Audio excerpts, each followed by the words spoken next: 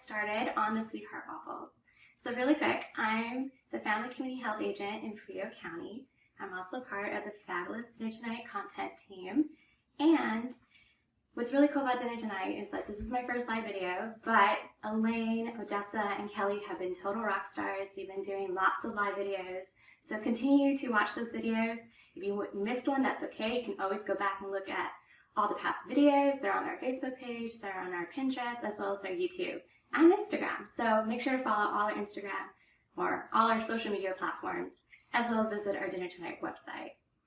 And I'm going to get started on our waffles. So today's breakfast is called the Sweetheart Waffles. So if you can guess, in the name, in Sweetheart, it's for Valentine's originally. But let's just say you want to mix up your breakfast or you want to get fun with your breakfast. This is a great one. And what's really awesome about it is that it's a low-fat, quick breakfast that you can do. So what you're going to need, of course you're going to need a waffle maker. So my waffle maker is mini, but of course the recipe calls for about 6 servings in a bigger waffle maker. So if you have a mini one like me, it's going to be double the amount. So you're going to plug that in first, and then safety first, make sure you don't hit it or anything and it's away from other objects because it is going to get hot. You're also going to need a red velvet cake mix, and that's going to be the main part of the component. If you went to our Dinner Tonight website or got to do a little research or not, in the link, we have the recipe to the Dinner Tonight Sweetheart Waffles. It's going to give you that we need red velvet cake mix. You're also going to need water, applesauce, and in this applesauce, if you watched yesterday's live video, which is the lemon cupcakes with Elaine, she explained all the science behind it. She's so good. But basically, this is going to be our fat replacer in today's recipe. And in baking, you want to make sure you have some kind of substitute because it does bind it all together. And then the recipe also calls for, I'm going to move it over here, an egg substitute. So why do we use egg substitute? Of course, if you're allergic to eggs, you're going to use something else. Or whatever you have in your pantry, maybe you don't have eggs that day, but you really want to bake something. That's another reason. Or, of course, if you have a vegan or vegetarian lifestyle, that's another reason for egg substitute. And they do tend to have less calories. Today, I'm going to try something different. So, I was reading my label for the first time, and it was chia seeds. So there's a chia egg substitute recipe, and I'm trying it for the first, well, not the first time, I've done it several times, and I actually like the way it came out with these waffles, so we're going to try it today. If you don't want to do that, that's okay. You use any egg substitute that you want to do. You can also even use egg whites. I've done that before with this recipe, and it came out just as well. If not, we're going to try the chia egg substitute. So what you need is 1 tablespoon of chia seeds, and then 2.5 tablespoons of water to get your chia seeds. So this recipe calls for 3/4 cup of an egg substitute. So when you try to do the math, don't do it, because then it's like 12 tablespoons, and then that was just way too much. So like Elaine said, baking is a science. It's about 3 eggs. So you need about 3 eggs, which is like 3 times the amount. So you need 3 tablespoons of chia seed with the water. Now you do need this to soak for about 5 minutes or more to make sure all the chia seeds, if you look, are absorbing the water. You don't want to just throw the chia seeds in with the water because then it doesn't even have any consistency. So again, baking is a science and you want everything to go well. So again, 3 tablespoons is about 3 eggs. I did the 3 times the amount with the chia egg substitute. But that's all we need for the main part. Then we have some toppings. For today's toppings, you're going to need raspberry, pomegranate seeds, and powdered sugar. So I have a cool little container that has the sugar in there. So let's get started.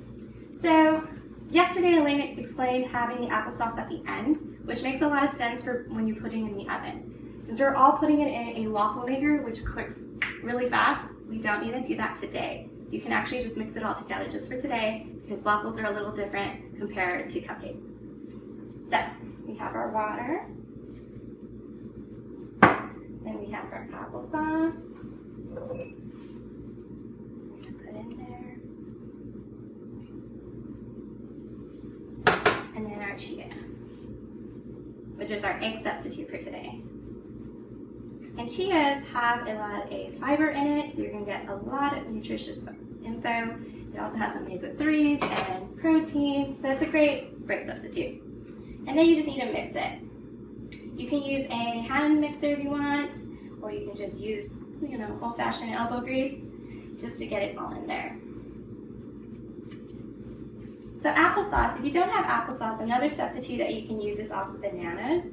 I've done that before in other recipes. I haven't tried it in this one. So make sure you can definitely experiment. I remember when I first did this recipe and I did the chia seed and I was trying to do the math.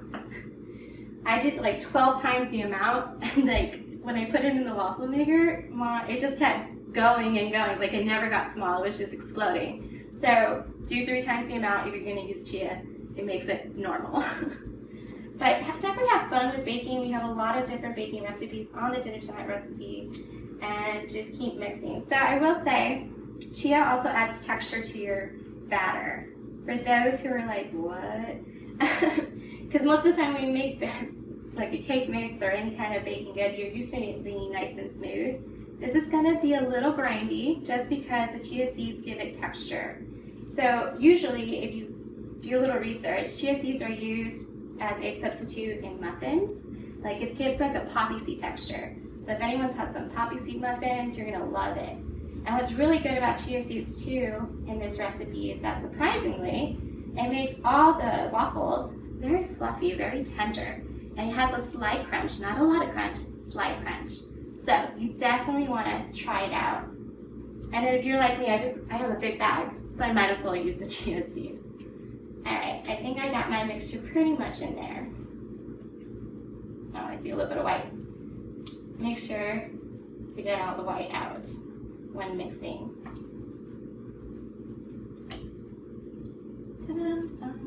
All right, so I'm gonna try to show you. I don't know if you can see. So it does have it like slightly textured. That's okay, that's the chia seed. But again, don't freak out.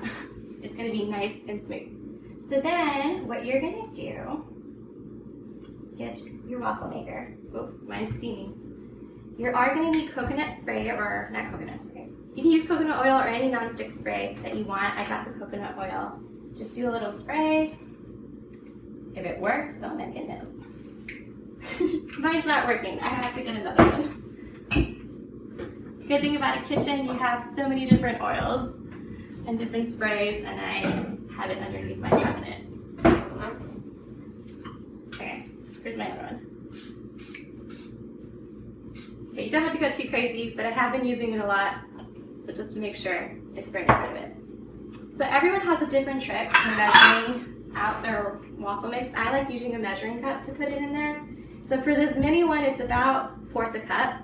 For the original recipe, it's about 3/4 a cup.